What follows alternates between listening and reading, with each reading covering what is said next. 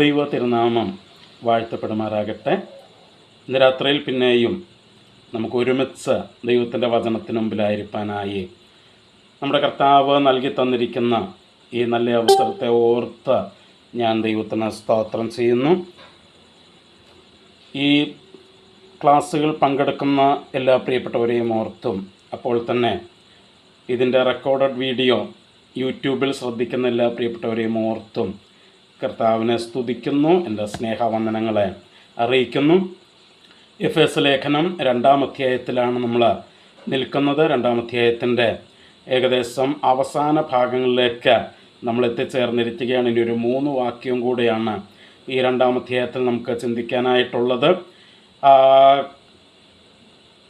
കഴിഞ്ഞ ആഴ്ച നമ്മൾ എഫേസ് ലേഖനം 2-ാം അധ്യായത്തിൻ്റെ 19-ാം വാക്യമായിരുന്നു ചിന്തിച്ചത്. അവിടെ നാം ഇനി അന്യന്മാരും പരദേശികളുമല്ല, വിശുദ്ധന്മാരുടെ സഹപൗരന്മാരും ദൈവത്തിൻ്റെ ഭവനക്കാരുമത്രേ എന്ന് ഉള്ള വാക്യം വിശദമായിട്ട് ചിന്തിക്കാനായിട്ട് ദൈവം നമ്മെ സഹായിച്ചു. ഇന്ന് രാത്രിയിൽ നമ്മളതിൻ്റെ അടുത്ത വാക്യത്തിലേക്ക് വരികയാണ്. അതിൻ്റെ 20-ാം വാക്യം, എഫേസ് ലേഖനം 2-ാം അധ്യായത്തിൻ്റെ 20-ാം വാക്യം. അവിടെ നമ്മളിങ്ങനെയാണ് വായിക്കുന്നത്: ക്രിസ്തുയേശു തന്നെ മൂലക്കല്ലായിരിക്കെ നിങ്ങളെ അപ്പോസ്തലന്മാരും പ്രവാചകന്മാരും എന്ന അടിസ്ഥാനത്തിന്മേൽ പണിതിരിക്കുന്നു.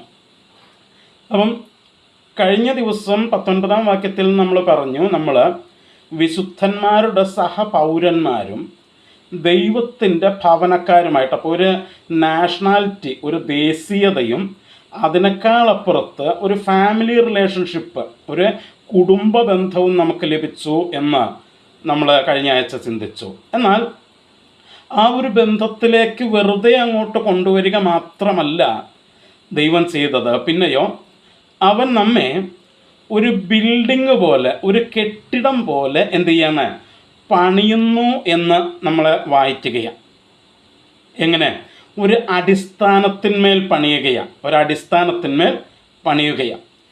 എന്താണ് ഈ ഒരു അടിസ്ഥാനത്തിന്മേൽ ഒരു കെട്ടിടം പണിയുന്നു എന്ന് പറയുമ്പോൾ അർത്ഥമാക്കുന്നത്? ഞാനതിനകത്ത് മനസ്സിലാക്കിയ കാര്യം ഞാൻ നിങ്ങളോട് പറയാം. ഇപ്പം നമ്മളൊക്കെ നമ്മുടെ വീടുകൾ പണിതിരിക്കുന്നത് ഒരു ഫൗണ്ടേഷൻ്റെ പുറത്താണ്, ഒരു അടിസ്ഥാനത്തിൻ്റെ മുകളിലേക്കാണ് നമ്മൾ എന്ത് ചെയ്തിരിക്കുന്നത്, ഈ വീട് പണിതിരിക്കുന്നത്. അപ്പം നിങ്ങളൊന്ന് ആലോചിച്ച് നോക്കിക്കുക, അല്ലെങ്കിൽ നമ്മുടെ വീട് ഒരു അടിസ്ഥാനമിട്ട്, ഒരു ഫൗണ്ടേഷനിട്ട്, ആ ഫൗണ്ടേഷൻ്റെ മുകളിൽ നമ്മൾ വീട് പണിതു. വീട് പണിയൊക്കെ കഴിഞ്ഞ് നമ്മളവിടെ താമസമൊക്കെയായി ഒരു ദിവസം രാത്രി കിടന്നുറങ്ങുമ്പോൾ നമ്മുടെ വീട് നമ്മുടെ ഫൗണ്ടേഷൻ്റെ മുകളിൽ തന്നെയാണ് നിൽക്കുന്നത്. പിറ്റേ ദിവസം രാവിലെ എഴുന്നേറ്റ് നോക്കിയപ്പോൾ ഫൗണ്ടേഷൻ ഒരു സ്ഥലത്തും അടിസ്ഥാനം ഒരു സ്ഥലത്തും വീട് മറ്റൊരു സ്ഥലത്തുമാണ് നിൽക്കുന്നത് എന്നുണ്ടെങ്കിൽ അങ്ങനെ സംഭവിക്കുമോ എന്നുള്ളത് ഒരു ചോദ്യമാണ്. സപ്പോസ് സങ്കല്പിക്കുക, അങ്ങനെ സംഭവിച്ചാൽ എങ്ങനെയിരിക്കും? തീർച്ചയായിട്ടും അത് ഒരിക്കലും സംഭവിക്കാത്ത ഒരു കാര്യമാണത്.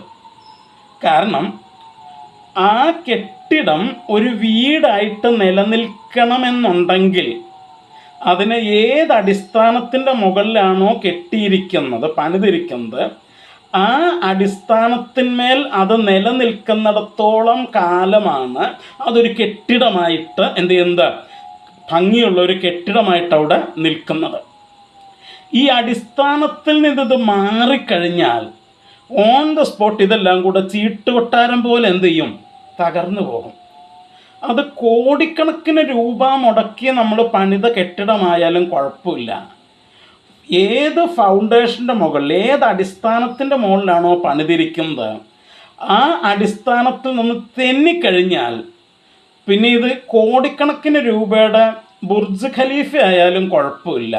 ഇതെല്ലാം കൂടെ എന്ത് ചെയ്യും, ചീട്ട് കൊട്ടാരം പോലെ താഴേറ്റിങ് വീഴും. പിന്നെ അത് നിഷ്പ്രയോജനമായിട്ട് മാറും. അപ്പം അതാണ് ഇവിടെ പറഞ്ഞിരിക്കുന്നത്. ഒരു ദേശീയത, ഒരു സിറ്റിസൺഷിപ്പ്, ഒരു പൗരത്വവും അതിനേക്കാളപ്പുറത്ത് ഒരു കുടുംബ ബന്ധവും ദൈവം നമുക്ക് നൽകിയിരിക്കുമ്പോൾ തന്നെ നമ്മുടെ നിലനിൽപ്പിന് അത്യാവശ്യമായിട്ടുള്ളൊരു കാര്യമെന്ന് പറയുന്നത് we should be standing on that foundation. നമ്മൾ ആ അടിസ്ഥാനത്തിൽ നിലനിൽക്കുക എന്നുള്ളത് നമ്മുടെ ഉത്തരവാദിത്വം. അത് ആ അടിസ്ഥാനത്തിൽ നമ്മൾ മാറിക്കഴിഞ്ഞാൽ ഇതെല്ലാം എന്ത് ചെയ്യും? ചീട്ട് കൊട്ടാരം പോലെ താഴെ പോകും എന്നുള്ളതാണ്. നമ്മൾ മറക്കരുത്. രക്ഷയുടെ ഭദ്രത, അഷ്വറൻസിനെ കുറിച്ച് നമ്മൾ പറയുമ്പോഴും നമുക്ക് റെസ്പോൺസിബിലിറ്റി ഉണ്ടെന്നുള്ള കാര്യം നമ്മൾ മറക്കരുത്. എന്താണ്? ഈ അടിസ്ഥാനത്തിന്മേൽ നിലനിൽക്കുക എന്നുള്ള ആ ഒരു റെസ്പോൺസിബിലിറ്റി നമുക്കുണ്ട് എന്നുള്ളത് നമ്മളൊരിക്കലും മറന്നു പോകരുത്. അപ്പം ഇവിടെ അടിസ്ഥാനമായിട്ട് പറഞ്ഞിരിക്കുന്ന എന്തൊക്കെയാണ്? അവിടെ നമ്മൾ വായിക്കുന്നത് എങ്ങനെയാണ്? ക്രിസ്തുയേശു തന്നെ മൂലക്കല്ലായിരിക്കെ നിങ്ങളെ അപ്പോസ്തലന്മാരും പ്രവാചകന്മാരും എന്ന അടിസ്ഥാനത്തിന്മേൽ പണിതിരിക്കുന്നു. ഇവിടെ 3 വ്യക്തികളെക്കുറിച്ച് പറഞ്ഞിട്ടുണ്ട്. 1 ക്രിസ്തുയേശു, 2 അപ്പോസ്തലന്മാർ, 3 പ്രവാചകന്മാർ. അതിനകത്ത് ക്രിസ്തുയേശുവിനെ മൂലക്കല്ല് എന്നും പറഞ്ഞു, അപ്പോസ്തലന്മാരെയും പ്രവാചകന്മാരെയും അടിസ്ഥാനം എന്നും പറഞ്ഞു. അപ്പം ഞാൻ ചോദിച്ചോട്ടെ, ഈ മൂലക്കല്ലെന്ന് പറയുന്ന അടിസ്ഥാനത്തിൽ പെട്ടതല്ലേ? ആണല്ലോ. അതെ, മൂലക്കല്ല് കൂടിച്ചേരുന്നതാണ് എന്ത്? ഒരു കെട്ടിടത്തിൻ്റെ അടിസ്ഥാനം എന്ന് പറയുന്നത്. ഓക്കെ, അപ്പം മൂലക്കല്ലും അടിസ്ഥാനത്തിൻ്റെ ഭാഗം തന്നെയാണ്. പക്ഷേ മൂലക്കല്ലും മറ്റു കുറേ കല്ലുകളും കൂടി ഒരുമിച്ച് ചേർന്നതാണ് എന്ത്? അടിസ്ഥാനം എന്ന് പറയുന്നത്. അതവിടെ പറഞ്ഞതിൻ്റെ അർത്ഥം. അല്ലാതെ ക്രിസ്തുയേശു മൂലക്കല്ല് എന്ന് പറയുമ്പോൾ അവൻ അടിസ്ഥാനത്തിന് പുറത്തല്ല, അവൻ അടിസ്ഥാനത്തിൽ തന്നെയാണ്. അതായത് ക്രിസ്തുയേശുവും അപ്പോസ്തലന്മാരും പ്രവാചകന്മാരും കൂടുന്നതാണ്, ഈ 3 കൂട്ടരും കൂടെ കൂടുന്നതാണ് എന്ത്? അടിസ്ഥാനം. ആ അടിസ്ഥാനത്തിലാണ് ദൈവം നമ്മളെ എന്ത് ചെയ്തിരിക്കുന്നത്? പണിതിരിക്കുന്നത് എന്ന് നമ്മൾ മറക്കരുത്.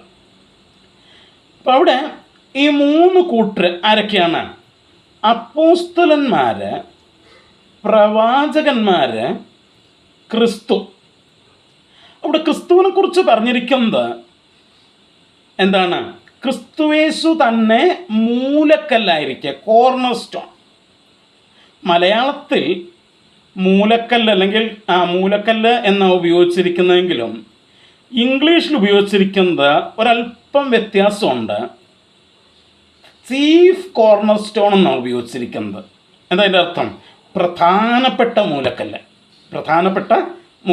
Chief corner stone. അപ്പോൾ ക്രിസ്തു ആരാണ്? അവൻ മൂലക്കല്ലാണ്. അപ്പം തന്നെ he is the chief corner stone. അവൻ പ്രധാനപ്പെട്ട മൂലക്കല്ല്. അപ്പം പ്രധാനപ്പെട്ട മൂലക്കല്ല് എന്ന് പറയുമ്പോൾ there should be other cornerstones also. മറ്റ് ചില കോർണർ സ്റ്റോണുകളും മൂലക്കല്ലുകളും അവിടെ ഉണ്ടാകാം. അതുകൊണ്ടാണല്ലോ പ്രധാന മൂലക്കല്ലെന്ന് പറഞ്ഞിരിക്കുന്നത്. അതെ. അപ്പം നമ്മൾ മനസ്സിലാക്കേണ്ട ഒരു കാര്യം, ഒരു കെട്ടിടം പണിയുമ്പോൾ ആ കെട്ടിടം ഒരു സ്ക്വയർ അല്ലെങ്കിൽ ഒരു റെക്റ്റാങ്കുലർ ഷേപ്പിൽ, ഒരു ചതുരത്തിൻ്റെ ഷേപ്പിലാണ് ആ കെട്ടിടം പണിയുന്നതെങ്കിൽ ആ കെട്ടിടത്തിന് ഏറ്റവും ചുരുങ്ങിയത് 4 മൂലക്കല്ല് കാണും. കാരണം 4 മൂലകളിലും ഓരോ മൂലക്കല്ലുകളുണ്ടായിരിക്കും. 4 മൂലകളിലും ഓരോ മൂലക്കല്ലുകളുണ്ടായിരിക്കും. കാരണം ഒരു റെക്റ്റാങ്കുലർ, ചതുരത്തിലോ അല്ലെങ്കിൽ സ്ക്വയർ ഷേപ്പിലോ ഉള്ള ഒരു ബിൽഡിങ്ങിന് 4 കോർണറുകളാണ് ഉള്ളത്. ആ ഓരോ കോർണറിലും എന്തുണ്ടാകും? ഓരോ മൂലയിലും എന്തുണ്ടാകും? ഒരു കോർണർ സ്റ്റോൺ ഉണ്ടാകും, ഒരു മൂലക്കല്ലുണ്ടാകും. ഇനി അത് കറക്റ്റ് റെക്റ്റാങ്കിളോ അല്ലെങ്കിൽ സ്ക്വയറോ അല്ലെങ്കിൽ ചതുരമോ സമചതുരമോ അല്ലാതെ അങ്ങോട്ടും ഇങ്ങോട്ടും കയറി ഇറങ്ങി നിൽക്കുന്ന ബിൽഡിങ്ങിൻ്റെ ഷേപ്പാണെങ്കിൽ 4ൽ കൂടുതൽ മൂലക്കല്ലുകളും ഉണ്ടാകും. അപ്പോൾ ഒരു കെട്ടിടത്തിന് ഏറ്റവും ചുരുങ്ങിയത് 4 മൂലക്കല്ലുണ്ട്. 4 മൂലക്കല്ലുണ്ട്. അപ്പം അതിനകത്ത് ഈ 4 മൂലക്കല്ലുകളിൽ ഒരെണ്ണം, അതാണ് ചീഫ് കോർണർ സ്റ്റോൺ എന്ന് പറയുന്നത്, പ്രധാനപ്പെട്ട മൂലക്കല്ല്. ഞാൻ പറഞ്ഞല്ലോ, മലയാളത്തിൽ വെറും മൂലക്കല്ല് എന്ന് ഉപയോഗിച്ചിരിക്കുമ്പോൾ ഇംഗ്ലീഷിൽ ക്രിസ്തുവിനെ ചീഫ് കോർണർ സ്റ്റോൺ എന്നാണ് പറഞ്ഞിരിക്കുന്നത്, പ്രധാനപ്പെട്ട മൂലക്കല്ല്. എന്താ ഈ പ്രധാനപ്പെട്ട മൂലക്കല്ലിൻ്റെ പ്രത്യേകത? ഒരു വീട് പണി തുടങ്ങുമ്പോൾ നമ്മൾ ആദ്യം ചെയ്യുന്നത് ഫൗണ്ടേഷൻ ഇടുകയാണ്. ആ ഫൗണ്ടേഷൻ ഇടുമ്പോൾ ആദ്യം വയ്ക്കുന്നത് ഈ ചീഫ് കോർണർ സ്റ്റോൺ ആദ്യം വയ്ക്കുക. പ്രധാനപ്പെട്ട മൂലക്കല്ലാണ് ആദ്യം നമ്മൾ എടുത്തു വയ്ക്കുന്നത്. ആ മൂലക്കല്ലിൻ്റെ പ്രത്യേകത എന്താണെന്ന് വെച്ച് കഴിഞ്ഞാൽ, ആ മൂലക്കല്ല് ഇറ്റ് വിൽ ബി പെർഫെക്റ്റ്. അത് പെർഫെക്റ്റ് ആയിട്ടുള്ളൊരു കല്ലായിരിക്കും നമ്മൾ വയ്ക്കുക. എന്നിട്ട് ആ കല്ലിൻ്റെ ഇരിപ്പിനനുസരിച്ചാണ് ബാക്കി കല്ലുകളൊക്കെ നമ്മൾ വെച്ച് പോകുന്നത്. അപ്പോൾ സ്റ്റാൻഡേർഡ്, ആ ബിൽഡിങ്ങിൻ്റെ മൊത്തം സ്റ്റാൻഡേർഡ് അത് ഈ ചീഫ് കോർണർ സ്റ്റോണാണ് തീരുമാനിക്കുന്നത്. അതിനനുസരിച്ചാണ്, ചീഫ് കോർണർ സ്റ്റോണിനനുസരിച്ചാണ് ബാക്കി കല്ലുകളൊക്കെ വെച്ച് പോകുന്നത്. ഈവൻ മറ്റുള്ള കോർണർ സ്റ്റോണുകൾ വരെ ഈ ചീഫ് കോർണർ സ്റ്റോണിനനുസരിച്ചാണ് നമ്മൾ വയ്ക്കുക. അപ്പോൾ അതതിൻ്റെ പ്രത്യേകത. അപ്പം അവിടെ പറഞ്ഞത് ഈ കെട്ടിടത്തിൻ്റെ ചീഫ് കോർണർ സ്റ്റോൺ, പ്രധാന മൂലക്കല്ല് ആരാണ്? ക്രിസ്തുവാണ് എന്നാണ് പറഞ്ഞത്. അപ്പോൾ തന്നെ ആ ക്രിസ്തുവാകുന്ന മൂലക്കല്ലിനോട് ചേർന്ന് ഫൗണ്ടേഷൻ പണിയിൽ ഉപയോഗിച്ചിട്ടുള്ള മറ്റ് കല്ലുകളെ 2 ഗ്രൂപ്പായിട്ട് തിരിച്ചു. ഒന്ന് അപ്പോസ്തലന്മാർ, 2 പ്രവാചകന്മാർ. അപ്പോസ്തലന്മാർ, പ്രവാചകന്മാർ. ഇവിടെ നമ്മളൊരു കാര്യം മനസ്സിലാക്കേണ്ടത്, ഈ അടിസ്ഥാനത്തിൽ ഉപയോഗിക്കുന്ന കല്ലുകൾ അത് ഉപയോഗിച്ച് അടിസ്ഥാനമിട്ട് കഴിഞ്ഞിട്ടാണ് പിന്നെയാണ് എന്ത് ചെയ്യുന്നത്, മോളിലേക്ക് കെട്ടിടം കെട്ടിപ്പൊക്കുന്നത്. അപ്പം നമ്മളാരും അടിസ്ഥാനത്തിലുള്ളവരല്ല. നമ്മളൊക്കെ അടിസ്ഥാനത്തിൻ്റെ മുകളിൽ കെട്ടിപ്പൊക്കപ്പെട്ട കല്ലുകളാണ്. സഭ, അതാണ് സഭ. ഈ സഭയുടെ അടിസ്ഥാനം ക്രിസ്തുവും അപ്പോസ്തലന്മാരും പ്രവാചകന്മാരുമാണ് സഭയുടെ അടിസ്ഥാനം. അതിനകത്ത് ക്രിസ്തുവാണ് ചീഫ് കോർണർ സ്റ്റോൺ. അപ്പോസ്തലന്മാരും പ്രവാചകന്മാരും അവനോട് ഒരുമിച്ച് ചേർത്ത് വെച്ച് ആ അടിസ്ഥാനം ഉണ്ടാക്കി. എന്നിട്ട് അതിൻ്റെ മുകളിൽ സഭ എന്ത് ചെയ്യാണ്? പണിയാണ്. അതിൻ്റെ മുകളിൽ കല്ലുകൾ എടുത്തു വെച്ച് പണിയുന്ന ഒരു കെട്ടിടം, അതാണ് സഭ. എന്നാൽ സഭയെക്കുറിച്ച് പറയുമ്പോൾ എഫേസ് ലേഖനം 4-ാം അധ്യായത്തിൻ്റെ 11 മുതലുള്ള വാക്യങ്ങൾ വായിക്കുമ്പോൾ അവിടെ നമ്മൾ കാണുന്ന ഒരു കാര്യമുണ്ട്. എന്താണെന്ന് ചോദിച്ചാൽ, അവിടെ നമ്മൾ കാണുന്നത് അവൻ ചിലരെ അപ്പോസ്തലന്മാരായും ചിലരെ പ്രവാചകന്മാരായും ചിലരെ സുവിശേഷകന്മാരായും ചിലരെ ഇടയന്മാരായും ഉപദേഷ്ടാക്കന്മാരായും നിയമിച്ചിരിക്കുന്നു. 4 ശുശ്രൂഷ അവിടെ കൊടുത്തിരിക്കുന്നത്. അപ്പോസ്തലന്മാർ, പ്രവാചകന്മാർ, സുവിശേഷകന്മാർ, ഇടയൻ, ഉപദേഷ്ടാവ്, പാസ്റ്റർ, ടീച്ചർ, അതൊരുമിച്ചാണ് കൊടുത്തിരിക്കുന്നത്. ചില ആളുകൾ 5 പറയാറുണ്ട്. നിങ്ങൾ 5 പറയുന്നത് പറഞ്ഞു, എനിക്ക് കുഴപ്പമില്ല. ഞാൻ മനസ്സിലാക്കിയിരിക്കുന്നത് 4 ആയാലും 5 ആയാലും എനിക്ക് പ്രശ്നമൊന്നുമില്ല. നമ്മൾ വലിയ വിഷയമാവുന്ന കാര്യമൊന്നുമല്ല. അപ്പം എന്താണെങ്കിലും ഈ സഭയ്ക്കിലെ ഈ ശുശ്രൂഷകളുടെ ഇടയിലും ആരുണ്ട്? അപ്പോസ്തലനും പ്രവാചകനും ഉണ്ട്. അപ്പോൾ അത് അടിസ്ഥാനത്തിന്മേലുള്ളതല്ല, അതിൻ്റെ മുകളിലേക്ക് കെട്ടിപ്പൊക്കുന്ന കല്ലുകളുടെ ഇടയ്ക്കുള്ളതാണ് ഈ എഫേസ് ലേഖനം 4:11 പറഞ്ഞിരിക്കുന്ന അപ്പോസ്തലന്മാരും പ്രവാചകന്മാരും. എന്നാൽ 2-ാം അധ്യായത്തിൽ ഇപ്പം നമ്മൾ വായിച്ച അപ്പോസ്തലന്മാരും പ്രവാചകന്മാരും അവർ അടിസ്ഥാനത്തിലുള്ളവരാണ്. അപ്പം സഭയിൽ ആ കെട്ടിപ്പൊക്കുന്ന സഭയ്ക്കകത്തുള്ള അപ്പോസ്തലന്മാരും പ്രവാചകന്മാരും തമ്മിലും ഈ അടിസ്ഥാനത്തിലുള്ള അപ്പോസ്തലനും പ്രവാചകനും തമ്മിൽ വ്യത്യാസമുണ്ട്. അത് നമ്മൾ മനസ്സിലാക്കണം. എന്താ വ്യത്യാസം എന്ന് വെച്ച് കഴിഞ്ഞാൽ, ഈ അടിസ്ഥാനത്തിൽ ഉള്ള അപ്പോസ്തലന്മാരും പ്രവാചകന്മാരും എന്ന് പറയുമ്പോൾ അവിടെ ഉദ്ദേശിച്ചിരിക്കുന്ന കാര്യമുണ്ട്.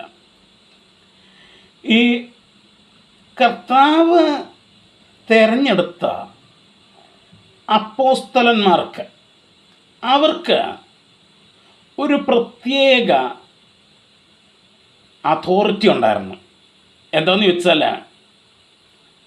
ദൈവത്തിൻ്റെ വചനം അല്ലെങ്കിൽ പുതിയ നിയമം അവരിലൂടെയാണ് എഴുതപ്പെട്ടത്. ഓഫ് കോഴ്സ് അതിനകത്ത് പൗലോസിനെ കർത്താവ് ഇൻക്ലൂഡ് ചെയ്യുന്നുണ്ട്. പിന്നത്തേതിൽ പൗലോസിനെ കർത്താവ് ഇൻക്ലൂഡ് ചെയ്യുന്നുണ്ട്, അതിനകത്ത് കൂട്ടിച്ചേർക്കുന്നുണ്ട്.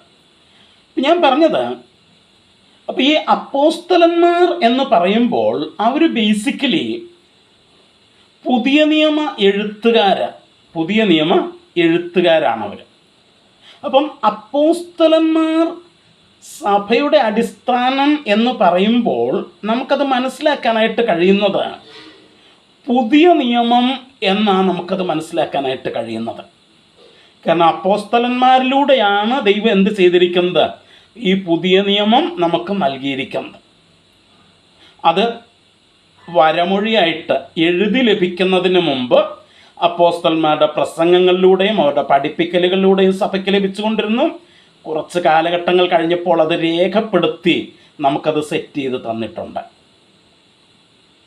അപ്പം അപ്പോസ്തലന്മാർ വാമൊഴിയായി എന്തൊക്കെ പഠിപ്പിച്ചോ അത് വരമൊഴിയായി എഴുതി നമ്മുടെ കയ്യിൽ പുതിയ നിയമമായിട്ടൊന്ന് ലഭിച്ചിട്ടുണ്ട്. സോ സഭയുടെ അടിസ്ഥാനം എന്ന് പറയുന്നത് അപ്പോസ്തലന്മാർ എന്ന് പറയുമ്പോൾ നമ്മൾ മനസ്സിലാക്കേണ്ടത് പുതിയ നിയമം ആണ് എന്നാണ് നമ്മൾ മനസ്സിലാക്കേണ്ടത്. ഇനി രണ്ടാമത്തെ ഗ്രൂപ്പ്, ദേ ആർ പ്രോഫറ്റ്സ്. അവർ പ്രവാചകന്മാരാണ്. ആരെയാ പ്രവാചകന്മാർ എന്ന് പറയുന്നത്? നമുക്കറിയാം, പഴയ നിയമ എഴുത്തുകാരെയാണ് പ്രധാനമായിട്ടും നമ്മൾ എന്ത് പറയുന്നത്? പ്രവാചകന്മാർ എന്ന് പറയുന്നത്. അപ്പോൾ പ്രവാചകന്മാർ എന്ന് പറയുമ്പോൾ നമ്മൾ മനസ്സിലാക്കുന്നത് ദ ഓൾഡ് ടെസ്റ്റ്മെൻറ്റ്, പഴയ നിയമമാണ്.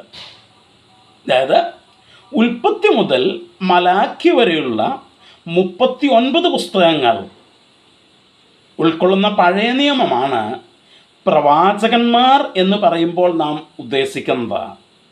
മത്തായിയുടെ സുവിശേഷം മുതൽ വെളിപ്പാട് പുസ്തകം വരെയുള്ള 27 പുസ്തകങ്ങളടങ്ങിയ പുതിയ നിയമമാണ് അപ്പോസ്തലന്മാർ എന്ന് പറയുമ്പോൾ നമ്മൾ ഉദ്ദേശിക്കുന്നത്. അപ്പം അപ്പോസ്തലന്മാരും പ്രവാചകന്മാരും എന്ന് ഒരുമിച്ച് പറയുമ്പോൾ നമുക്ക് പറയാനായിട്ട് കഴിയുന്നത് ദ ഹോൾ ബൈബിൾ, ഈ ദൈവത്തിൻ്റെ വചനമായ സമ്പൂർണ്ണ വേദപുസ്തകം, ദൈവത്തിൻ്റെ വചനം, അതാണ് അടിസ്ഥാനമെന്ന് പറയുന്നത്. ഇവിടെ നമ്മളൊരു കാര്യം പ്രത്യേകം ശ്രദ്ധിക്കണം. എന്താണെന്ന് ചോദിച്ചാൽ, ഇന്ന് ചില ആളുകളൊക്കെ പറയുന്നുണ്ട് പഴയ നിയമം നമുക്ക് ആവശ്യമില്ല എന്ന് പറയുന്ന ചില ആളുകളൊക്കെ ഉണ്ട്. സഭകളിൽ പഴയ നിയമം പ്രസംഗിക്കാനായിട്ട് പാടില്ല, പഴയ നിയമം നമുക്ക് ആവശ്യമില്ല എന്നൊക്കെ പറയുന്ന ആളുകളുണ്ട്. ഞാൻ എപ്പോഴും പറയുന്നത് കഴിവുള്ളിടത്തോളം പുതിയ നിയമം പ്രസംഗിക്കുന്നത് തന്നെയാണ് നല്ലത് സഭയ്ക്കകത്ത്. എന്നാൽ അതിൻ്റെ അർത്ഥം പഴയ നിയമം കാലഹരണപ്പെട്ടുവെന്നോ പഴയ നിയമം നമുക്ക് ആവശ്യമില്ല എന്നോ അല്ല. മനസ്സിലാക്കണം. കാരണം സഭയാകുന്ന കെട്ടിടത്തെ ദൈവം പണിത് കൊണ്ടുവന്നിരിക്കുന്നത് പുതിയ നിയമവും പഴയ നിയമവും അപ്പോസ്തലന്മാരും പ്രവാചകന്മാരുമാകുന്ന അടിസ്ഥാനത്തിന്മേലാണ് ഈ കെട്ടിടത്തെ പണിത് കൊണ്ടുവന്നിരിക്കുന്നത്. അതെന്താ അതിൻ്റെ കാരണം എന്ന് ചോദിച്ചാൽ, ഈ പുതിയ നിയമത്തിൽ പറഞ്ഞിരിക്കുന്ന പല കാര്യങ്ങളുടെയും യഥാർത്ഥ മീനിങ്ങും അതിൻ്റെ യഥാർത്ഥ കോണ്ടെക്സ്റ്റും നമുക്ക് മനസ്സിലാകണമെന്നുണ്ടെങ്കിൽ പഴയ നിയമത്തിലേക്ക് നമ്മൾ നോക്കിയാൽ മതിയാകുള്ളൂ. ഉദാഹരണത്തിന്, യേശുക്രിസ്തു കന്യകയിലൂടെ ജനിച്ചു. എന്താണ് യേശുക്രിസ്തുവിൻ്റെ കന്യകാജനനത്തിൻ്റെ പ്രാധാന്യം? അത് മനസ്സിലാക്കണമെന്നുണ്ടെങ്കിൽ നിങ്ങൾ പഴയ നിയമത്തിലേക്ക് പോയേ പറ്റൂ. എൻ്റെ യൂട്യൂബ് ചാനലിൽ അതിൻ്റെ ഒരു വീഡിയോ കിടക്കുന്നുണ്ട്, യേശുവിൻ്റെ കന്യകാജനനത്തിൻ്റെ പ്രാധാന്യം എന്നുള്ള ഒരു 15-20 മിനിറ്റിൽ താഴെയുള്ള ഒരു ചെറിയൊരു വീഡിയോ കിടക്കുന്നുണ്ട്. നിങ്ങൾക്ക് താല്പര്യമുള്ളവർക്ക് അത് കാണാം. ആ വീഡിയോ കണ്ടാൽ നിങ്ങൾക്ക് മനസ്സിലാകും എന്താണ് ആ പഴയ നിയമത്തിൽ നമുക്ക് എന്താണ് അവിടെ മനസ്സിലാക്കാനായിട്ട് കഴിയുന്നത്. അപ്പോൾ പുതിയ നിയമത്തിൽ പറഞ്ഞിരിക്കുന്ന പല കാര്യങ്ങളുടെയും അർത്ഥം, അതിൻ്റെ കൃത്യമായിട്ടുള്ള അർത്ഥവും അതിൻ്റെ കൃത്യമായിട്ടുള്ള ആപ്ലിക്കേഷനും മനസ്സിലാക്കണമെന്നുണ്ടെങ്കിൽ നമ്മൾ പഴയ നിയമത്തിലേക്ക് പോയേ പറ്റുള്ളൂ. അതുകൊണ്ട് ഒരിക്കലും പഴയ നിയമം സഭയ്ക്ക് ആവശ്യമില്ലെന്നോ പഴയ നിയമം നമുക്കിന്ന് വേണ്ടെന്നോ പഴയ നിയമം കാലഹരണപ്പെട്ടതാണെന്നോ നമുക്ക് പറയാനായിട്ട് ദൈവം അധികാരം തന്നിട്ടില്ല. കാരണം പഴയ നിയമവും ദൈവനിശ്വസ്തമായിട്ടുള്ള ദൈവത്തിൻ്റെ വചനം തന്നെയാണ്. പക്ഷെ അത് നമ്മൾ പഠിപ്പിക്കുകയും പ്രസംഗിക്കുകയും ചെയ്യുമ്പോൾ അല്പം ശ്രദ്ധിക്കണം എന്നുള്ളത് നമ്മൾ മറക്കരുത്.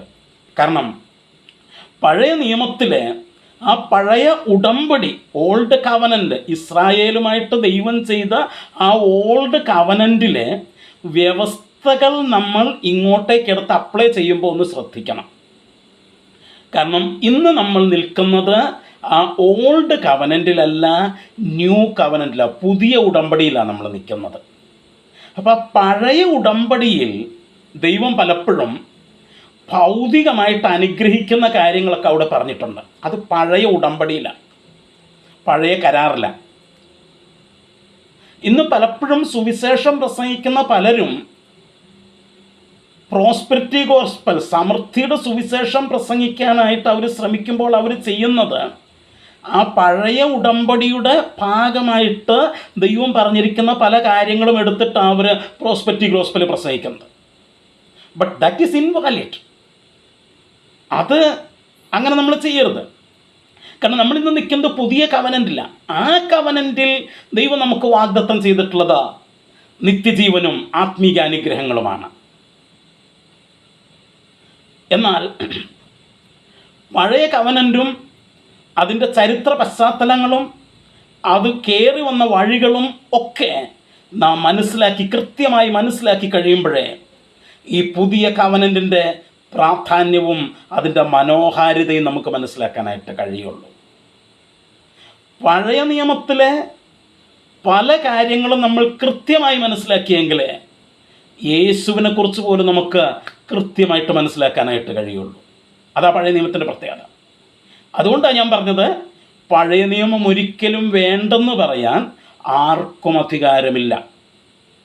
പഴയ നിയമം നമുക്ക് വേണം. പക്ഷേ ആ പഴയ നിയമത്തിലൂടെ നാം യേശുവിനെ മനസ്സിലാക്കുകയും പഴയ ഉടമ്പടിയും പുതിയ ഉടമ്പടിയും തമ്മിലുള്ള വ്യത്യാസം എന്താണെന്നും, എന്താണ് ആ വ്യത്യാസത്തിൻ്റെ കാരണങ്ങളെന്നും, എന്താണ് ദൈവം നമുക്ക് പ്രത്യേകമായിട്ട് പഴയ ഉടമ്പടിയേക്കാൾ ശ്രേഷ്ഠമായിട്ട് എന്താണ് പുതിയ ഉടമ്പടിയിൽ ദൈവം നമുക്ക് തന്നിരിക്കുന്നത് എന്നുള്ളത് നമുക്ക് മനസ്സിലാക്കുവാൻ ആ പഴയ ഉടമ്പടി നാം പഠിച്ചേ മതിയാകുകയുള്ളൂ.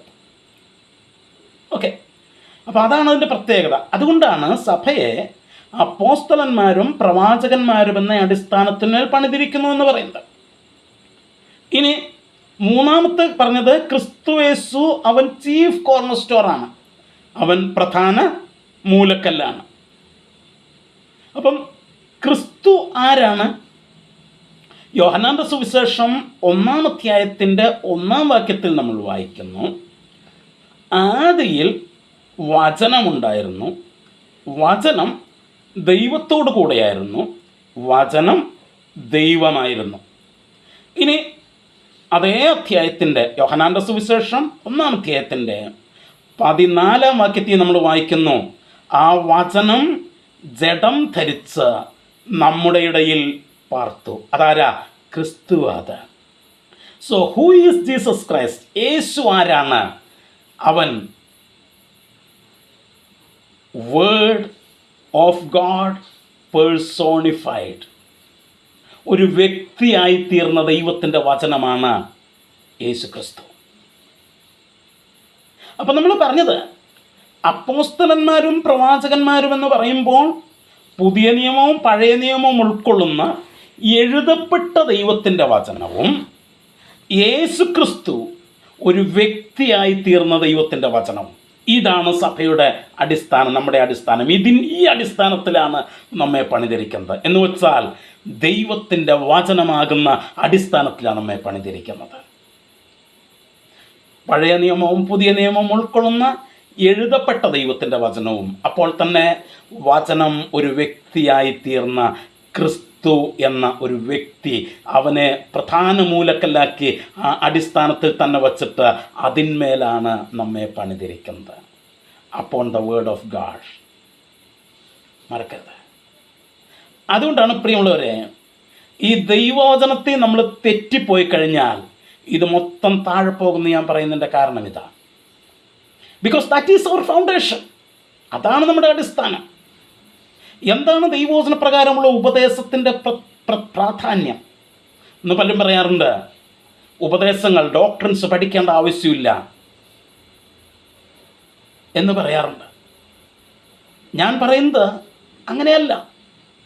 V should know the right doctrines. ശരിയായ ഉപദേശം എന്താണെന്ന് നാം അറിഞ്ഞിരിക്കണം. കാരണം നമ്മൾ തെറ്റായിട്ടുള്ള ഉപദേശത്തിലാണ് വിശ്വസിക്കുന്നതെങ്കിൽ നമ്മൾ ഈ അടിസ്ഥാനത്തിൽ നിന്ന് തെറ്റിപ്പോയെന്ന് അതിൻ്റെ അർത്ഥം നാം ആ കെട്ടിടത്തിൽ നിന്നില്ലെന്നുള്ളതാണ്. അതാ പ്രിയമുള്ളവരെ ദൈവവചന പഠനത്തിൻ്റെ പ്രാധാന്യം എന്ന് പറയുന്നത്. അതാണ് പ്രിയമുള്ളവരെ നമ്മുടെ ആത്മീക വർധനവിന്, ക്രിസ്തീയ ജീവിതത്തിൽ നാം വളരുന്നതിന് ദൈവത്തിൻ്റെ വചനം നാം കൃത്യമായിട്ട് പഠിക്കണം എന്ന് പറയുന്നതിൻ്റെ കാരണമിതാ. ഇന്നെന്താണ് നമ്മുടെ സഭകളിൽ പറ്റിയിരിക്കുന്നത്? വചനം പഠിപ്പിക്കുവാൻ നമുക്ക് സമയമില്ല. നമുക്ക് ഉപവാസ പ്രാർത്ഥനകളുണ്ട്, വിടുതൽ മീറ്റിങ്ങുകളുണ്ട്, കൺവെൻഷനുകളുണ്ട്, ക്രൂസേഡുകളുണ്ട്, സകലമാന പരിപാടികളുണ്ട്. പക്ഷേ ബൈബിൾ ക്ലാസ്സുകൾ നമ്മുടെ സഭകളിലില്ല. പ്രിയമുള്ളവരെ, എന്തൊരു പരാജയമാണെന്ന് ഓർത്ത് നോക്കിക്കേ. We are going away from the word of God. ദൈവത്തിൻ്റെ വചനത്തിൽ നിന്ന് നമ്മൾ പലയിടത്തേക്ക് മാറിപ്പോയിക്കൊണ്ടിരിക്കുക. അതുകൊണ്ട് എന്ത് സംഭവിക്കുന്നു? ഏത് തരത്തിലുള്ള ഉപദേശവും പറഞ്ഞ് ആര് നമ്മുടെ അടുത്ത് വന്നാലും നമ്മളെ അതിൻ്റെ പുറകെ വലിച്ചുകൊണ്ട് പോകാനായിട്ട് പറ്റും. കാരണം നമുക്ക് റൈറ്റ് ഡോക്ട്രിൻ എന്താണെന്ന് അറിയത്തില്ല.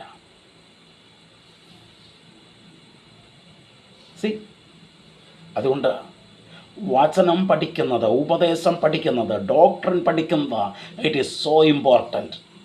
ക്രൂസൈഡ് നടത്തുന്നതിനേക്കാളും കൺവെൻഷൻ നടത്തുന്നതിനേക്കാളും ഞാൻ പറയട്ടെ, നിങ്ങളുടെ സഭകളിൽ പഠിപ്പിക്കാൻ കഴിവുള്ള ടീച്ചേഴ്സിനെ വിളിച്ച് നിങ്ങൾ ബൈബിൾ ക്ലാസ് വയ്ക്കണം. ക്രൂസൈഡും കൺവെൻഷൻ നടത്തി നിങ്ങളുടെ പൈസ വെറുതെ പൊടിച്ച് കളയരുത്. അതിനകത്ത് എന്താ അർത്ഥമുള്ളത്? ഞാൻ നോക്കിയെടുത്തോളം ഇന്ന് നടക്കുന്ന ഈ പരിപാടികൾക്കകത്ത് നിന്ന് ഒരു ശതമാനം പോലും ആത്മീക വർധന ആർക്കും ഉണ്ടാകുന്നില്ല. വെറുതെ എന്തൊക്കെയോ കാണിച്ചു കൂട്ടി എന്നുള്ളൊരു വ്യാജ സംതൃപ്തി മാത്രമാണ് നമുക്കുണ്ടാകുന്നത്. കോടിക്കണക്കിന് രൂപ, ലക്ഷക്കണക്കിന് രൂപ പൊടിച്ചു കളഞ്ഞിട്ട് എന്തോ കാണിച്ചു കൂട്ടി എന്നുള്ളൊരു വ്യാജ സംതൃപ്തി മാത്രമാണ് നമുക്കുണ്ടാകുന്നത്. It is better to stop it. ഈ പരിപാടി നിർത്തിയിട്ട് വചനം പഠിപ്പിക്കാൻ കഴിവുള്ള കർത്താവിൻ്റെ ദാസന്മാരെ നിങ്ങളുടെ സഭകളിൽ വിളിച്ച് ദൈവവചന പഠനങ്ങൾ ആരംഭിക്കുക. And you will see the changes that the word of God can bring upon your church. ദൈവത്തിൻ്റെ വചനത്തിന് നിങ്ങളുടെ സഭകളിൽ വരുത്താനുള്ള മാറ്റം എന്താണെന്ന് കണ്ട് നിങ്ങൾ അത്ഭുതപ്പെട്ടു പോകും. So that is it. Okay, അപ്പം ഇനി ഒരു കാര്യം കൂടെ എനിക്ക് പറയാനുള്ളത്, ഇവിടെ ക്രിസ്തുവിനെ ചീഫ് കോർണർ സ്റ്റോൺ എന്നാണ് പറഞ്ഞിരിക്കുന്നത്. ഒരു 2 വാക്യങ്ങൾ നമുക്ക് അതോടുള്ള ബന്ധത്തിൽ ഒന്ന് വായിക്കണം. അപ്പോസ്തലനായ പത്രോസ് എഴുതിയ 1-ാം ലേഖനം, അതിൻ്റെ 2-ാം അധ്യായത്തിൻ്റെ 4 മുതൽ 6 വരെയുള്ള വാക്യങ്ങൾ ഞാനൊന്ന് വായിക്കാം. അവിടെ നമ്മളിങ്ങനെയാണ് വായിക്കുന്നത്: മനുഷ്യർ തള്ളിയതെങ്കിലും ദൈവസന്നിധിയിൽ ശ്രേഷ്ഠവും മാന്യവുമായ ജീവനുള്ള കല്ലായ അവൻ്റെ അടുക്കൽ വന്നിട്ട് നിങ്ങളും ജീവനുള്ള കല്ലുകൾ എന്ന പോലെ ആത്മീക ഗൃഹമായി യേശുക്രിസ്തു മുഖാന്തരം ദൈവത്തിന് പ്രസാദമുള്ള ആത്മീക യാഗം കഴിപ്പാൻ തക്ക വിശുദ്ധ പുരോഹിത വർഗമാകേണ്ടതിന് പണിയപ്പെടുന്നു. 6-ാം വാക്യം, ഞാൻ ഈ 4-5 വാക്യങ്ങൾ പുറകെ ഞാൻ വിശദീകരിക്കാം, അതിലേക്ക് നമ്മൾ വരും. 6-ാം വാക്യം, ഞാൻ ശ്രേഷ്ഠവും മാന്യവുമായൊരു മൂലക്കല്ല് സിയോനിലിടുന്നു, അവനിൽ വിശ്വസിക്കുന്നവൻ ലജ്ജിച്ചു പോകുകയില്ല എന്ന് തിരുവെഴുത്തിൽ കാണുന്നുവല്ലോ. ഇവിടെ പറയുക, തിരുവെഴുത്തിൽ കാണുന്നു എന്ത്? ഞാൻ ശ്രേഷ്ഠവും മാന്യവുമായൊരു മൂലക്കല്ല് സിയോനിൽ ഇടുന്നു എന്ന്. അതേ തിരുവെഴുത്തിൽ? പഴയ നിയമത്തിലാണ് മക്കളെ കാണുന്നത്. ഞാനതുകൊണ്ടാണ് നേരത്തെ പറഞ്ഞത് പഴയ നിയമം വേണ്ടെന്ന് പറയാനായിട്ട് നമുക്ക് പറ്റില്ല. ഇതെന്താണ് ഈ ശ്രേഷ്ഠവും മാന്യവുമായിട്ടുള്ള മൂലക്കല്ലിടുന്നു എന്ന് പറയുന്നതിൻ്റെ യഥാർത്ഥ അർത്ഥം എന്തെന്ന് നമുക്ക് മനസ്സിലാകണമെന്നുണ്ടെങ്കിൽ നമ്മൾ ആ പഴയ നിയമത്തിലേക്ക് പോകണം. എവിടെയാണ് അത് പറഞ്ഞിരിക്കുന്നത്? യെശയ്യാ പ്രവചനത്തിലാണ് പറഞ്ഞിരിക്കുന്നത്. നമുക്ക് അവിടേക്കൊന്ന് പോയി നോക്കാം. യെശയ്യാ പ്രവചനം 28-ാം അധ്യായത്തിൻ്റെ 16-ാം വാക്യത്തിൽ അവിടെ അത് പറഞ്ഞിരിക്കുന്നത്. യെശയ്യാ പ്രവചനം 28-ാം അധ്യായത്തിൻ്റെ 16-ാം വാക്യത്തിലാണ് പറഞ്ഞിരിക്കുന്നത്. എന്താണ്? അതുകൊണ്ട് യഹോവയായ കർത്താവ് ഇപ്രകാരം അരുളിച്ചെയ്യുന്നു, ഇതാ ഞാൻ സിയോനിൽ ഉറപ്പുള്ള അടിസ്ഥാനമായി ശോധന ചെയ്ത കല്ലും വിലയേറിയ മൂലക്കല്ലുമായി ഒരടിസ്ഥാന കല്ലിട്ടിരിക്കുന്നു, വിശ്വസിക്കുന്നവൻ ഓടിപ്പോകയില്ല. ഈ വാക്യമാണ് നമ്മളിവിടെ വായിച്ചത്. എന്താ ഈ വാക്യത്തിൻ്റെ പ്രത്യേകത? ആ വാക്യം തുടങ്ങി നോക്കിക്കേ, അതുകൊണ്ട് therefore. അപ്പം ദൈവം ഈ മൂലക്കല്ലിടാനായിട്ടൊരു കാരണമുണ്ട്. എന്താ കാരണം? അതൊന്നും പുതിയ നിയമത്തിൽ നിന്നാൽ നമുക്ക് മനസ്സിലാവില്ല. അതിന് പഴയ നിയമത്തിലേക്ക് വന്നേ പറ്റൂ. ഞാനിതാ പറഞ്ഞത്, യേശുവിനെക്കുറിച്ച് കൃത്യമായിട്ട് മനസ്സിലാക്കുവാൻ പുതിയ നിയമത്തിൽ പറഞ്ഞിരിക്കുന്ന പല കാര്യങ്ങളുടെയും യഥാർത്ഥ അർത്ഥവും കോണ്ടക്സ്റ്റും ഒക്കെ മനസ്സിലാക്കാൻ പഴയ നിയമത്തിൽ വന്നേ പറ്റൂ. ഒരു തർക്കവുമില്ല. അപ്പം അതുകൊണ്ട് ദൈവം ഒരു പ്രത്യേക കാരണത്താലാണ് ഈ മൂലക്കല്ലിട്ടത്. എന്താ കാരണം? അതിൻ്റെ 14-ാം വാക്യം തൊട്ട് വായിക്കുമ്പോൾ 14-ഉം 15-ഉം വാക്യങ്ങൾ നമ്മൾ വായിക്കുകയാണ്. അതുകൊണ്ട് യെരുസലേമിലെ ഈ ജനത്തിൻ്റെ അധിപതികളായ പരിഹാസികളെ യഹോവയുടെ വചനം കേൾപ്പിൻ. അപ്പം ആരോടാ പറയുന്നത്? യെരുസലേമിലെ ജനത്തിൻ്റെ അധിപതികളായ പരിഹാസികൾ. ഇപ്പോൾ യെരുസലേമിലെ ജനം എന്ന് പറയുമ്പോൾ അവർ ഓൾഡ് കവനൻറ്റിൽ ഉൾപ്പെട്ട, പഴയ നിയമത്തിൽ ഉൾപ്പെട്ട ആളുകളാണ്. അവരുടെ അധികാരികളായ പരിഹാസികൾ. അപ്പോൾ അവരെന്ത് ചെയ്യുന്നു? പരിഹസിക്കുന്നു. ആരെയാ പരിഹസിക്കുന്നതെന്ന് ചോദിച്ചാൽ അതിൻ്റെ മുകളിൽ വായിക്കുമ്പോൾ നമുക്കറിയാം, അവർ ദൈവത്തെയും ദൈവത്തിൻ്റെ വചനങ്ങളെയും ദൈവത്തിൻ്റെ ചട്ടങ്ങളെയും വിധികളെയും ഒക്കെയാണ് അവർ പരിഹസിക്കുന്നത്. നിങ്ങളതിൻ്റെ മുകളിലത്തെ വാക്യങ്ങൾ വായിച്ചു കഴിഞ്ഞാൽ നിങ്ങൾക്ക് മനസ്സിലാക്കാനായിട്ട് പറ്റും. എന്താണ് അതിൻ്റെ 9 തൊട്ട് 9-ഉം 10-ഉം ഒന്ന് വായിച്ച് അവിടെ പറയുന്നത്, ആർക്കാകുന്നു ഇവൻ പരിജ്ഞാനവും ഉപദേശിക്കുവാൻ പോകുന്നത്? ആരെയാകുന്നു പ്രസംഗം ഗ്രഹിപ്പിക്കാൻ പോകുന്നത്? പാലുകുടി മാറിയവരെയോ മുലകുടി വിട്ടവരെയോ? ചട്ടത്തിന്മേൽ ചട്ടം, ചട്ടത്തിന്മേൽ ചട്ടം, സൂത്രത്തിന്മേൽ സൂത്രം, സൂത്രത്തിന്മേൽ സൂത്രം, ഇവിടെ അല്പം അവിടെ അല്പം എന്നവർ പറയുന്നു. അപ്പോൾ ദൈവത്തിൻ്റെ വചനം പ്രസംഗിക്കുന്നതിനെയും ദൈവത്തിൻ്റെ വചനം പഠിപ്പിക്കുന്നതിനെയും ദൈവത്തിൻ്റെ വചനത്തിലെ ചട്ടങ്ങൾ മനസ്സിലാക്കുന്നതിനെയും ആ ചട്ടങ്ങളെയും ദൈവത്തെയും ഇവർ പരിഹസിക്കുക. എന്താ ഇവർ പരിഹസിക്കാൻ കാരണം എന്ന് ചോദിച്ചാൽ വെറുതെ അല്ല. കാരണം ഇവരിപ്പോൾ ചിന്തിക്കുന്നത് ഞങ്ങൾക്ക് ദൈവം ഇല്ലെങ്കിലും കുഴപ്പമില്ലെന്നാണ് ഇവർ ചിന്തിക്കുന്നത്. എന്നാ കാര്യം എന്നറിയോ? 15-ാം വാക്യത്തിൽ നമ്മൾ വായിക്കുന്നു. അവിടെ അവർ പറയുക ഞങ്ങൾ മരണത്തോട് സഖ്യവും പാതാളത്തോട് ഉടമ്പടിയും ചെയ്തിരിക്കുന്നു. പ്രവഹിക്കുന്ന ബാധ ആക്രമിക്കുമ്പോൾ അത് ഞങ്ങളോട് അടുത്തു വരികയില്ല. ഞങ്ങൾ ഭോഷ്കിനെ ശരണമാക്കി വ്യാജത്തിൽ ഒളിച്ചിരിക്കുന്നു എന്ന് പറഞ്ഞു. എന്ന് വെച്ചാൽ ദൈവത്തെ കൂടാതെ, ദൈവത്തെ ഒഴിവാക്കിയിട്ട് അവർ പാതാളത്തോടും മരണത്തോടും അവർ ഉടമ്പടി ചെയ്തു. ഒരു വാസ്തവത്തിൽ ആരോടാണ് ഉടമ്പടി ചെയ്യേണ്ടത്? ദൈവത്തോടാണ് ഉടമ്പടി ചെയ്യേണ്ടത്. പക്ഷേ ദൈവത്തെ പരിഹസിച്ച് ഒഴിവാക്കാൻ കാരണം ഇവർ ഇപ്പുറത്ത് വേറെ ഉടമ്പടി ചെയ്തു. എന്ന് വെച്ചാൽ ഞാനിപ്പോൾ ഒരു ഉദാഹരണം പറയാം. എൻ്റെ എനിക്ക് 2 മക്കളാണ്. ഇവർ ന്യായമായിട്ട് എന്തെങ്കിലും ഒരു ഹെൽപ്പ് വേണമെങ്കിൽ എന്നോടാണ് ചോദിക്കേണ്ടത്. എന്നാൽ സപ്പോസ് ഇവർ അയൽവക്കത്തെ ഒരു പുള്ളിക്കാരനുമായിട്ട് എന്തെങ്കിലും ഒരു റിലേഷൻഷിപ്പിലേക്ക് ആയെന്ന് വെച്ചോ. അപ്പോൾ പിന്നെ അവർ പറയുക ഞങ്ങളെ ഹെൽപ്പ് ചെയ്യാൻ അയാളുണ്ട്, പപ്പയുടെ ആവശ്യം ഞങ്ങൾക്ക് ഇല്ല എന്ന് പറയുന്ന പോലെ ഇവർ വേറൊരു ഉടമ്പടി ഉണ്ടാക്കിയിട്ട് ദൈവത്തോട് പറയുക നീയൊന്നും ഞങ്ങൾക്ക് വേണ്ട. ഞങ്ങൾ ആരോടാ ഉടമ്പടി ഉണ്ടാക്കിയത്? മരണത്തോടും പാതാളത്തോടും ഉടമ്പടി ഉണ്ടാക്കി. എന്നിട്ട് പറയുക ദൈവത്തെ ഉപേക്ഷിച്ചാലും ഞങ്ങൾക്ക് പ്രശ്നമൊന്നും വരില്ല എന്ന് പറയുന്ന ഒരു ജനം ഇന്നത്തെ തലമുറയിലും ഇത് പറയുന്നവരുടെ എണ്ണം കൂടിക്കൊണ്ടിരിക്കുകയാണ്. ഞങ്ങൾക്ക് ദൈവത്തെ ആവശ്യമില്ല, ഞങ്ങൾക്ക് ദൈവത്തെ വേണ്ട, ഞങ്ങളുടെ കഴിവ് കൊണ്ട്, ഞങ്ങളുടെ ബുദ്ധി കൊണ്ട്, ഞങ്ങളുടെ പഠിത്തം കൊണ്ട്, ഞങ്ങളുടെ ജോലി കൊണ്ട്, ഞങ്ങളുടെ പൈസ കൊണ്ട് ഒക്കെ ഞങ്ങൾ പിടിച്ചു നിൽക്കാനായിട്ട് ഞങ്ങൾക്കറിയാം ഞങ്ങൾക്ക് ദൈവത്തിൻ്റെ ആവശ്യമില്ലെന്ന് പറയുന്ന ജനത ഇന്നും കൂടിക്കൊണ്ടിരിക്കുകയാണ്. അങ്ങനെ പറയുന്നവരോട് ദൈവം പറഞ്ഞു, അതുകൊണ്ട് നിങ്ങളങ്ങനെ പറയുന്നുണ്ട് നിങ്ങൾ ദൈവത്തിൽ ആശ്രയിക്കാതെ മറ്റു പലതിലും, സാത്താനിലും മറ്റു പലതിലും നിങ്ങൾ ആശ്രയിക്കുന്നത് കൊണ്ട് ഞാനൊരു പണി ചെയ്യാൻ പോവുക. ഞാനൊരു മൂലക്കല്ലിവിടെ ഇടാൻ പോവുക. ക്രിസ്തു എന്ന മൂലക്കല്ല്. എന്നിട്ട് പറയുക ആരെങ്കിലും ആ മൂലക്കല്ലിൽ വിശ്വസിച്ചാൽ അവൻ ഓടിപ്പോകത്തില്ല. അവൻ ലജ്ജിച്ചു പോകത്തില്ല.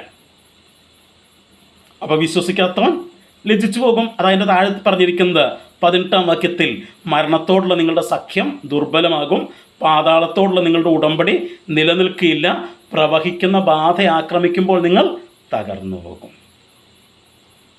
മരണത്തിൻ്റെ മുമ്പിൽ നിങ്ങൾ തകർന്നു പോകും. മരണത്തിൻ്റെ മുമ്പിൽ തകരാതിരിക്കാൻ ആഗ്രഹിക്കുന്നെങ്കിൽ, മരണത്തിൻ്റെ മുമ്പിൽ ഭയപ്പെടാതിരിക്കാനായിട്ട് ആഗ്രഹിക്കുന്നെങ്കിൽ, മക്കളെ, ദൈവം നിങ്ങൾക്ക് വേണ്ടി ഇട്ടിട്ടുള്ളൊരു മൂലക്കല്ലുണ്ട്. ആരാണത്? ക്രിസ്തു. അവനിൽ വിശ്വസിക്കുന്നവൻ മരണത്തെ ഭയപ്പെടേണ്ട ആവശ്യമില്ല.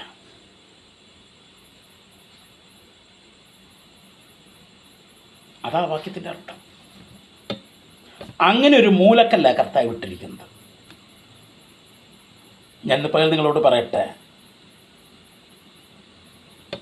മരണഭയം മാറി നിത്യജീവൻ നിങ്ങൾക്ക് അനുഭവിക്കാനായിട്ട് കഴിയണമെങ്കിൽ ദൈവമിട്ടിരിക്കുന്ന ഈ മൂലക്കല്ലിൽ നിങ്ങൾ വിശ്വസിച്ചേ മതിയാകുള്ളൂ. ഏത് മൂലക്കല്ല്? ക്രിസ്തു എന്ന ചീഫ് കോർണർ സ്റ്റോൺ. അതാ മക്കളെ, ക്രിസ്തുവിനെ ചീഫ് കോർണർ സ്റ്റോൺ എന്ന് വിളിക്കുന്നതിൻ്റെ സാങ്കത്യമത, പ്രാധാന്യത. If you believe in him, no need to get afraid of death. നിങ്ങൾ അവനിൽ വിശ്വസിക്കുന്നെങ്കിൽ മരണത്തെ നിങ്ങൾ പേടിക്കണ്ട. അല്ലെങ്കിൽ മരണം നിങ്ങളുടെ ഒരു വലിയ തകർച്ചയിലേക്കുള്ള പോക്കാണ്. അവനിൽ വിശ്വസിക്കുന്നെങ്കിൽ മരണം ഒരു തേജസ്സിലേക്കുള്ള ട്രാൻസ്ഫർ ആകുമ്പോൾ, അവനിൽ വിശ്വസിക്കാത്തവരെ സംബന്ധിച്ചിടത്തോളം മരണം ഒരു തകർച്ചയിലേക്കുള്ള പോക്കാണ്. നിങ്ങൾക്കിതിലേതാ വേണ്ടത്? നിങ്ങൾക്കിതിലേതാ വേണ്ടത്? നിങ്ങളുടെ മരണം ഒരു തേജസ്സിലേക്കും ഒരു ആനന്ദത്തിലേക്കുമുള്ള ട്രാൻസ്ഫറായിട്ട് മാറ്റാൻ നിങ്ങൾ ആഗ്രഹിക്കുന്നു, അതോ ഒരു തകർച്ചയിലേക്കുള്ള യാത്രയുടെ ആരംഭമാക്കാനായിട്ടാണോ നിങ്ങൾ ആഗ്രഹിക്കുന്നത്? മരണം അപ്രകാരം തേജസ്സിലേക്കുള്ളൊരു യാത്രയുടെ ആരംഭമാക്കാൻ നിങ്ങൾ ആഗ്രഹിക്കുന്നെങ്കിൽ ഈ മൂലക്കല്ലിൽ നിങ്ങൾ വിശ്വസിച്ചേ മതിയാകുകയുള്ളൂ. ആരില്ല? യേശുവിൽ. ഞാൻ പറഞ്ഞ മനസ്സിലായോ? യേശുവിനെ ചീഫ് കോർണർ സ്റ്റോൺ എന്ന് വിളിക്കുന്നതിൻ്റെ അർത്ഥമിതാ. എന്ന് വെച്ചാൽ എഫേസ്യ ലേഖനത്തിൽ നമ്മൾ വായിച്ച വാക്യത്തിൽ Christ is the chief corner stone എന്ന് പറയുമ്പോൾ അവിടെ മറഞ്ഞിരിക്കുന്ന മറ്റൊരു കാര്യം കൂടെയുണ്ട്. ദൈവം മരണഭയത്തിൽ നമ്മെ വിടുവിച്ചിരിക്കുകയാണ്. ആ കെട്ടിടത്തിൽ ദൈവം നമ്മെ പണിതതിലൂടെ മരണഭയത്തിൽ നിന്നും അവൻ നമുക്ക് വിടുതൽ തന്നു. നാം ദൈവത്തിൻ്റെ ശത്രുക്കളായിരുന്നു. യഹൂദന്മാരുമായിട്ട് നമുക്ക് ബന്ധമൊന്നുമില്ലായിരുന്നു. പക്ഷേ ആ രണ്ട് തലത്തിലും ബന്ധം തന്നതോടൊപ്പം തന്നെ നമുക്ക് വിശുദ്ധന്മാരോടൊരുമിച്ചൊരു കോമൺ നാഷണാലിറ്റി, ഒരു ദേശീയതയും ദൈവത്തോടൊരുമിച്ചൊരു ഫാമിലി റിലേഷൻഷിപ്പും തന്നതോടൊപ്പം തന്നെ വചനത്തിന്മേൽ നമ്മെ പണിതപ്പോൾ, ക്രിസ്തുവാകുന്ന മൂലക്കല്ലിന്മേൽ നമ്മെ പണിതപ്പോൾ മരണഭയത്തിൽ നിന്ന് ദൈവം നമുക്കൊരു വിടുതലും കൂടെ തന്നിരിക്കുകയാണ്. What a wonderful grace of God! ദൈവത്തിൻ്റെ ആ കൃപ എത്ര അത്ഭുതകരമാണെന്ന് ചിന്തിച്ചേ.